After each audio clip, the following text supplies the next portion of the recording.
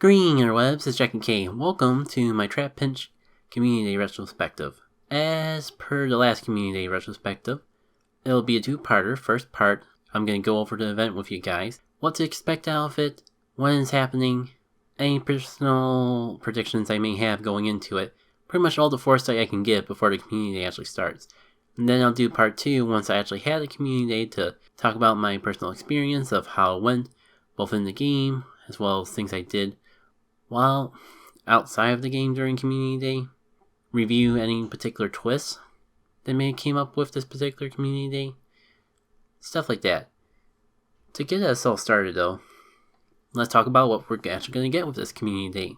You got your usual Community Day per speckle. You got 3-hour lures for the entire period of the event, more spawns of the featured Pokemon, which is Trapinch Community Day, so you're going to get more Trapinch spawns, as well as an additional bonus. This month's additional bonus is ×3 EXP. Players who may have already hit level 40 and haven't made personal goals to see how much EXP they can get beyond that may not really find this event as exciting as this whenever Stardust is involved, but this is a good event to get you caught up to level 40 if you're not already at that point. If you're going to grind EXP, I recommend stocking up on Lucky Eggs, because it does stack, and if you do anything else that normally that you experience, like spinning stops and stuff like that, you'll be raking in the bonuses even more. Plus, if you're doing a lot of walking and hatching your eggs will get you EXP as well, so another reason to make sure you're running those Lucky Eggs if you're going for that EXP grind. And this time I'm actually not doing too early, and we can actually see what the special move for Trapinch Community Day is going to be. Well, my dear viewer, that move is, drumroll please, Earth Power. You do have to evolve your Trapinch all the way to the Flygon to get the move, but it should be well worth it. It's not going to be as meta-defying as I was personally hoping, but it will be the best ground type option that Flygon has. And with so much competition from the Dragon type field already, if you are planning on using a Flygon for anything, you will want to have this move. In fact, I went to pull up FLSW's video on his deep dive of Flygon. If you don't already watch his content, I would highly recommend checking it out. It's a good way. Ever since I found that, it's been my personal source to keeping up with events and getting all the nitty gritties. And in his video, he goes over exactly how good it is for PvP as well as raiding. Though I'm going to focus on the raiding side, because that's just personally where I think it stands out. Sorry, I had to double check some things. To showcase exactly how much of a boost Earth Power will give Flygon, first I feel like going over exactly how good Earth Power is. It is one of the better ground type moves available in the game. Pretty much the best ground type move, next to one that hasn't been released into the game yet. However, it's worth noting that Flygon's stats are a little bit unremarkable compared to some of the other ground type Pokemon out there. So unfortunately, even though a good moveset really can separate a good Pokemon from a bad Pokemon regardless of stats, it wasn't quite enough for Flygon. However, based on the calcs that he was able to do, thanks to the information provided by Pokebattler.com, it looks like against a Raikou, Flygon jumps from the 16th best to around in between the 7th to 8th best. So still not quite outclassing things like your typical Groudon, Garchomp, and Excadrill, which are currently the kings to the ground type meta. And it's not quite even beating Rhyperior. So Rhyperior may still be your better budget option depending on how lucky you got with Sinnoh Stones. But it's not too much lower than that, so if you do find yourself lacking in ground types, it may be worth stocking up on Flygons, if only because it may not be the best option out there, but with how accessible Trapinch will be during Community Day, it will be a fairly solid option. I'm personally more excited about this because Flygon's probably one of my more favorite Pokemon out of all the thousands of Pokemon in this game. I just have a personal connection with it because I'll admit, first time I saw Trapinch in the good old Ruby and Sapphire days, I wasn't impressed with it. But because I was a dumb little kid at the time, and because I was a dumb little kid, and didn't actually catch it, I never learned about Vibera and Flygon until I played Pokemon Coliseum, where you're given the option to catch a Vibera right off the bat. And it was such a cool design, so I used it on my team, evolved it, and I was even more filled with joy having a Flygon. This is the Sahara. You can tell I like Flygon so much that I decided to actually give it 2 moves despite the Stardust cost it would have at the time. And I guess part of it too, I guess this was one thing I decided to raise for PvP, just because it was already under the 1500 mark, and I definitely wouldn't be able to use it for raiding with how stocked up I was on things like Groudon and Rhyperior. And I'm starting to fill up my decks with extra drills as well, so I don't think I'm really going to be too hurting anytime soon. Yes, I am pulling up my extra drill that I just recently evolved, because when else am I going to get to show it off? Game and Chill? Maybe, if the recorders didn't keep failing on those. Back on the topic of Trapinch though. Long story short, this community is worth it for the EXP if you're hunting for that alone, and if you don't have a lot of solid ground types already, this may be a good opportunity to stock up on them for any upcoming Raikou raids, or more importantly, some of the legendary electric types that we're inevitably going to get with the Generation 5 slowly rolling out.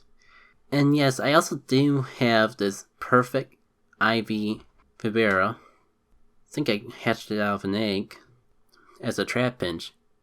And because I like Flygon so much, I've been holding on to this Vibera all this time, specifically in hopes of there being a community day for it sometime in the future. And sure enough, here we are. So I think even if I have the worst luck with finding IVs, it'll still be more than worthwhile just for that. You know, while I'm talking about all the statistical things about Vibera, maybe I should bring up how useful it is for PvP. Like, the things I saw, it wasn't going to stack up too well as a PvP Pokemon. However, I can at least tell you what sort of IV set you want to look out for if you're looking for the best of the best. It'll just take a sec. Alright, it's a good thing I looked it up and didn't just try to guess, because it's a little bit of a doozy. If you're hunting for a PvP Flygon for whatever reason, Earth Power is a pretty great move, and Dragon Claw is pretty useful for killing shields, so it might be a good shield buster, especially depending on the type of Link we get in the future with Sylph League. So for the IV hunters out there, you are looking for one with the IV set of 0, 15, 19. That's 0 attack, 15 defense, and 9 HP. You have that, and it should CP max out at 1500. And for those of you who know the levels, be sure not to catch one that's above 21.5 if you can, because anything higher than that, you won't be able to use for the Great League. I think that's about everything I can think of for a Trapinch Community Day. I am looking forward to this. Again, I'm actually going to be treating myself this time, and for the first time ever, I'm going to go up to the college that has the most spawns out of anywhere I know in this area for a Community Day. Usually I go by this town that has a whole bunch of Pokestops just lined up on the side. It's not as great of a spawn area as it used to be, but especially when people lure it up for Community Day, it's always been a solid Community Day area. Plus it allows me to actually hang out with people that I'm already familiar with, friends and acquaintances and all, so it's been a nice area to go in the past, though I'm kind of becoming more acquainted with people up in the college, because I've been stopping by there more and more after work. So I think it'd be a nice time to actually go up there for a Community Day.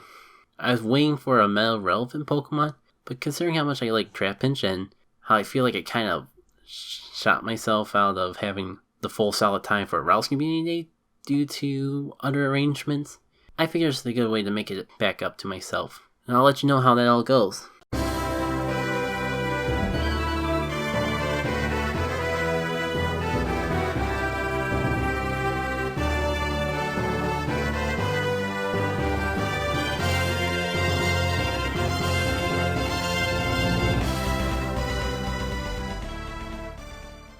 Well, I was on the fence of whether to do this tonight. I got back from community day like 5 o'clock. It's been a couple hours, and I wasn't really quite sure if I felt up to doing commentary, but I wasn't really getting anything else done today, so I wanted to end the night off on something constructive. Yeah, I'm feeling a bit better now that I'm actually starting up the talking, doing a whole warm-up session.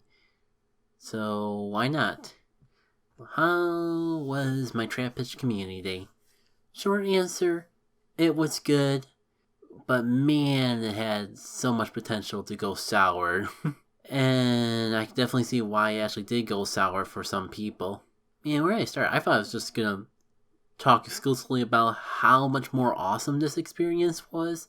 No competition, because I went out to the college campus and just caught a ton of shinies, but it was not shaping up to be that way for like a good hour and a half. Like, I think if I'm not feeling too lazy, I can throw in some clips.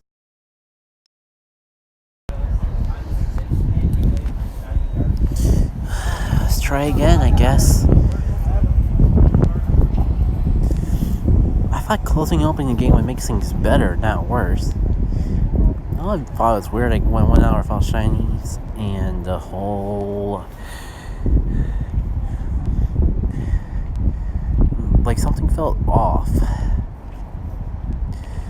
But... there we go. Oh, got myself a little scared there.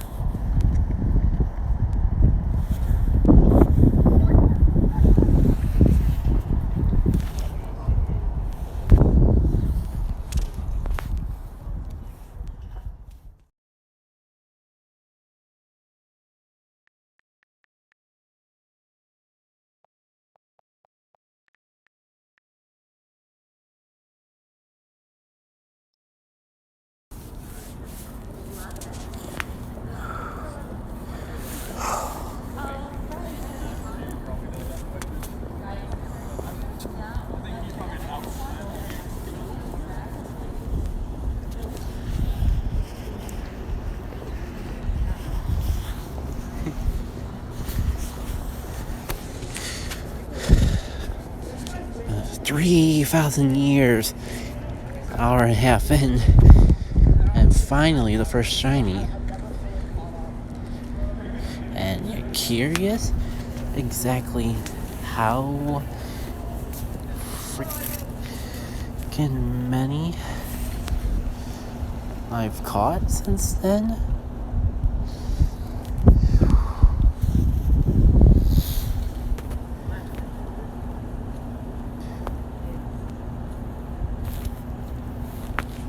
There you go, I can't even fathom the numbers right now.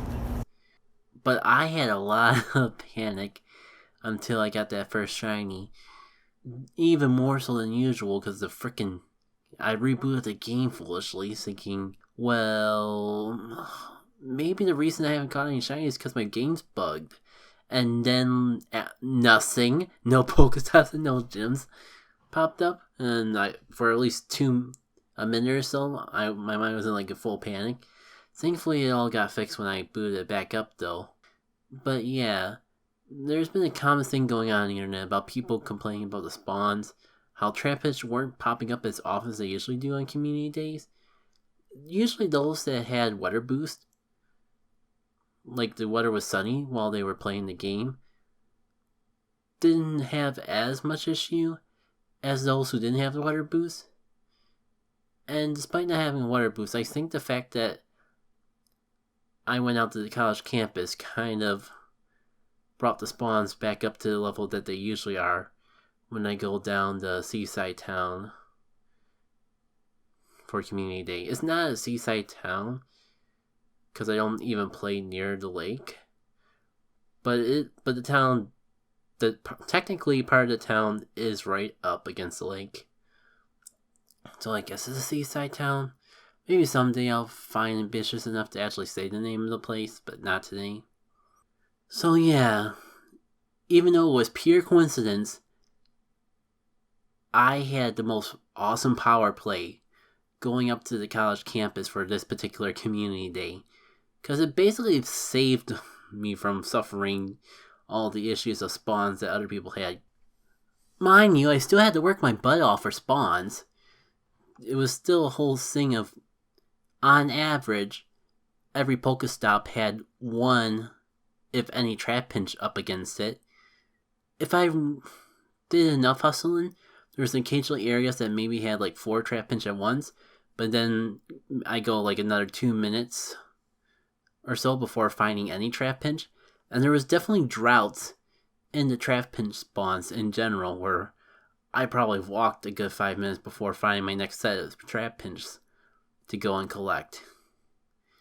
So yeah, even up in the area where there's the most Pokemon Go spawns out, everywhere I know, and I'm tempted to say all of Western New York, but I'm sure I haven't played in all of Western New York yet. It was pretty bad, but thankfully, just due to my dedication to being able to hustle pretty much across the campus that was at least a couple miles long, and and not being a straight line like my usual community day pass, so I have the freedom to like go a bit more off the beaten path to try to find a couple more cluster of Trapinch that I may have normally overlooked because I was too focused just going back and forth for the whole 3 hours. It was an adventure. Let's just say that. Adventure is definitely a good word to describe my experience on this particular community day. Granted, when I think more about it, this is the first community day that we're having since Niantic readjusted the spawns. That controversial spawn rearrangement that first came into the press maybe a month or so ago. Well, it feels like it's been a month already, but it's probably only been like a couple weeks, because otherwise we would have had this in the last community day. Never mind I'm just trying to correct myself as we go. Now, I know the majority of the internet is so caught up in the spawns that I'm a little worried that the positives of this event are going to be swept under the wayside, so I do want to put some emphasis on it right here, right now. I like what they did with you getting encounters for more Trapinch as you're catching. Mind you, it worked. I guess it worked out a lot because I was playing in an area with a lot more Pokestops than my usual community day route. So I had more opportunities to actually get these researches, as well as Pokeballs, berries, to actually keep my resources up. Oh, that was another cool thing. They actually started giving out golden raspberries as part of the research rewards during the community day hour, and I hope to keep that going forward too. As for the spawns themselves, I know like Niantic seems to be experimenting a bit, trying to find a way to introduce more opportunities for us to have our shiny Pokemon have high IVs. I think they've taken note that that's the one downside of this particular type of event. Because with a raid day, if you get a shiny, it's guaranteed to have an IV range that's at least somewhat decent. But with shinies, the IV range is so much longer, there's much more opportunities to get crummy shinies, for lack of a better way to describe it. And I think that's why they had like these eggs that would hatch in the community Pokemon, and all the controversy that came out of all that. It just seems like they've been trying to find a way to give us more opportunities to get high IV Pokemon. And I think that this was one of the better ways to do it. I wouldn't mind this coming back in a future community day. We'll just say that. Maybe, if it's not too much to ask, have these research have slightly better odds of getting shiny. I wouldn't complain either way, because the shiny rate allegedly is so high during community day as is. Now that I think about that, I don't think I actually talked about the shinies I actually got during Trapinch Community Day. If I have, I haven't gone into too vast of detail over it. So, in total, I've gotten myself 1, 2, 3, 4, 5, 6, 7, 8, 9, 10 shiny Trapinch. And on top of that, I did one Giratina raid. And of course, that was the one that had the shiny Giratina. I did it on a free pass as well, so I don't even have to worry about wasting raid passes on that thing. And I got myself a shiny Talo. That was when I was clicking for a while. To be honest, I got a perfect Talo for a long time ago, so the only reason I was still clicking on Talos was for the shiny. So it's definitely nice to get that one out of the way. Give me a sec, guys. I just know there's a Tepig hanging out here, and I'm still trying to get enough candies to evolve my starters. It will give me a chance to showcase just how low my Pokeball count is. Like, to be fair, I was vastly unprepared for this community day, going into it with a small amount of Pokeballs to begin with, and sure enough, like, it bit me in the butt because I felt way too close to running out of Pokeballs throughout the community day, even with all the Pokestops that were in this area that I was playing in. Granted, the one downside about doing community on this college campus compared to Lakeside Town, because my path in the normal community day area is just straight line down the Pokestops back and forth. It's a lot easier to stock up on items. If I'm running low, I just take the time to actually spin every stop and gym. And mind you, that should be a similar thing up on the college campus because, well, there's a ton more Pokestops up there. However, because, especially with the Trapinch spawns being the way they were, for one, everything was a bit more spread out. So instead of a straight path of Pokestops, everything was a little bit more spread out. The stops were pretty much all over the place. There's a couple clusters of them on certain parts of the campus, but overall it was very easy to find myself going off the beaten path to try to get a couple more Trapinch in hopes that they would end up being shiny. And in that process, it would take me longer to actually get back on the path with the Pokestops, and therefore get an opportunity to restock. And I think this 11 to 2 time frame is starting to get to me, not in an annoying sense, but in the sense of when do I eat if I'm grinding? Because I'm very focused on a routine, so typically I'm not used to having late lunches. So that kind of was that's something I'm still trying to work out. In an ideal world, I would take a half-hour break from playing, just go to eat out somewhere that had at least one Pokestop, so I wouldn't miss completely out on things. But man, when I want to grind, I want to grind. I did finally evolve Sahara, so my perfect IV Flygon now has Earth Power. However, I also have this lucky Flygon that's almost maxed out already. It has Earth Power too, so I'm not quite sure what to do with it. Also did some pretty good thing with PvP. I think this was actually my first shiny. Yeah, this was the very first shiny Trapinch I caught. So when I saw that its IVs was 215.6, and saw how close that was to the quote-unquote perfect Great League IV set, I was ecstatic. I thought, oh my god, my best Flygon for PvP is going to be a shiny. It's going to be so freaking great because I can actually use a shiny for my tournaments. But no, this guy ended up being the best PvP Flygon. Also, I gotta remember to not get too worried about box space and transfer pretty much all my Trapinch after the community day event ends.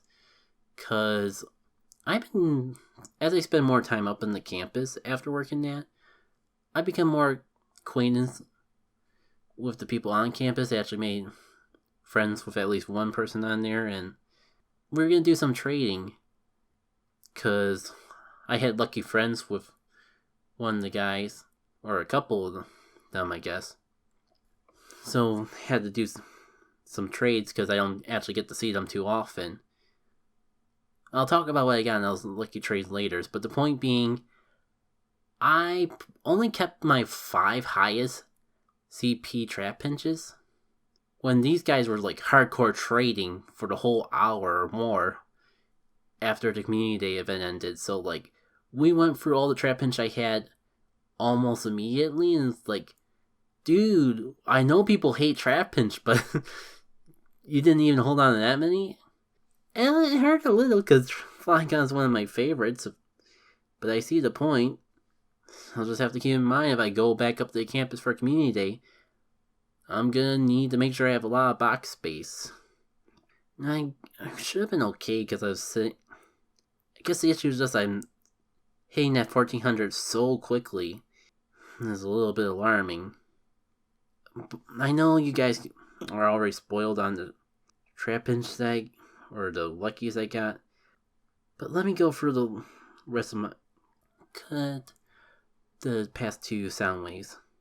Okay, I may have accidentally spoiled what I got from Shinies anyways, but give me a break here. I know I wasted a bit of candy with some of these Flygon evolutions, but I did not have time because I was busy with hanging out with my friends doing trades to actually check the rankings of these guys until pretty much when I got home.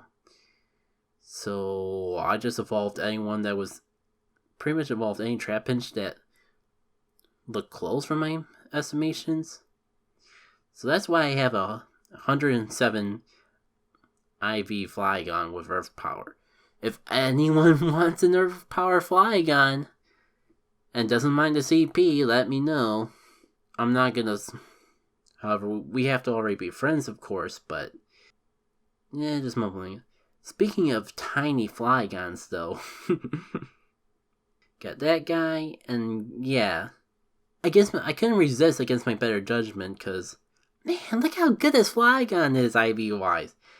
I'm never actually going to use it, because its CP is so freaking low, and I already have a perfect Flygon, but, man, I couldn't resist. Like, I was just, look at how much Trapinch candy I still have, even after that. I actually did do the math of how many I caught, because Terry Wolf, big part of the podcast community, always has these catching contests, and I knew I was going up to college campus, so I want to take part in this time.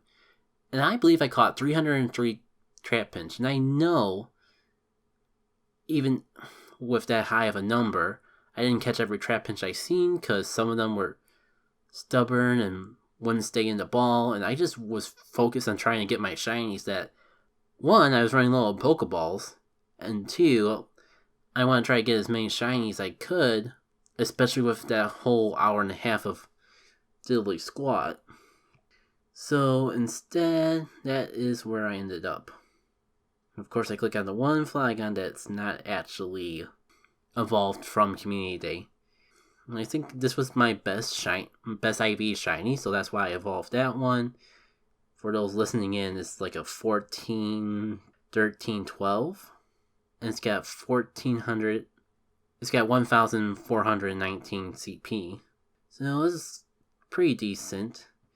But then I also have this Flygon that's 2,087 CP. But its IV says a bit closer to 7 attack, 15 defense, and 6 HP. So it's kind of crumbing, but it's already pretty high. So like it's if I ever want to show off a Flygon in a raid, but I haven't gotten around to powering my other Flygons up yet, that is an option. Wait, what about this one? I guess I got a little too carried away, because I also have this shiny Flygon that's 2134 CP. Its IV set's much better. It's like, I think that's 12 attack, 8 defense, and 14 HP. 2134. And of course, a good old Lucky Flygon. So I'm probably gonna power up this Lucky Flygon. That's, while I'm reading off everyone's IVs, I might as well say that this one is 15, 13, 14. Pretty good stats, to the point where it'd probably do just as good, if not better. Pretty much do just as good as my perfect Flygon, even if I power it up. This guy up right away. But I have sentimental value to this Flygon because I've been holding on to it since 2018, specifically for this community day. You want some action too, don't you, buddy? I'm not sure where I'm gonna get action for you guys, because I have, like, my Excadrill collection's growing surprisingly quick. I guess this is a good transition to the Luckies I got. So, I'm just gonna say I wasn't sure if I wanted to, but one of the friends that I had up on the college campus, both of them actually are, like, into using multiple accounts. So I was actually lucky friends on one of the guys' 2 different accounts. But since I don't see them too often, we decided to do a special trade as well as just a normal trade to make sure we got the both special trades. Because in my mind, by the time I meet up with them again, we'll probably be lucky friends again. I still don't have a Side Strike Mewtwo, so I decided to go with that. I didn't think too much about it, because there's probably, like, shinies that I want to have luckies of. There's a lot of options still, but I know Side Strike Mewtwo is the best option. So the fact I didn't have a lucky of it yet made a good opportunity to get a lucky.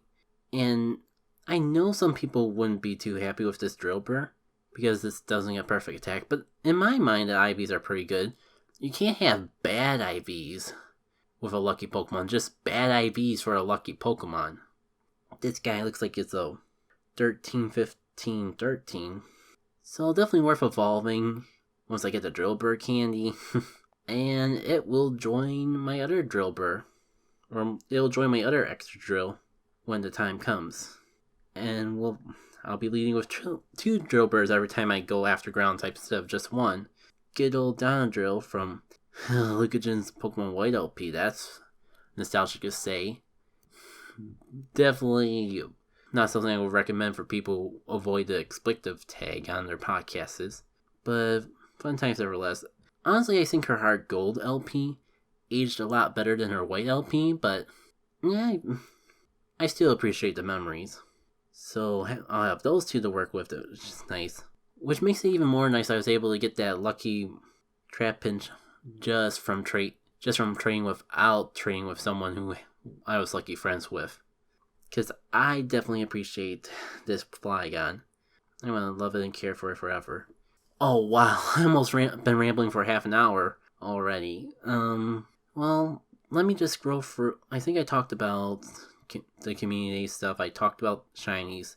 I talked about the shinies that were Trapinches I got. I talked about my Trapinches in general. I guess just want to scroll through here and make sure there's nothing else special.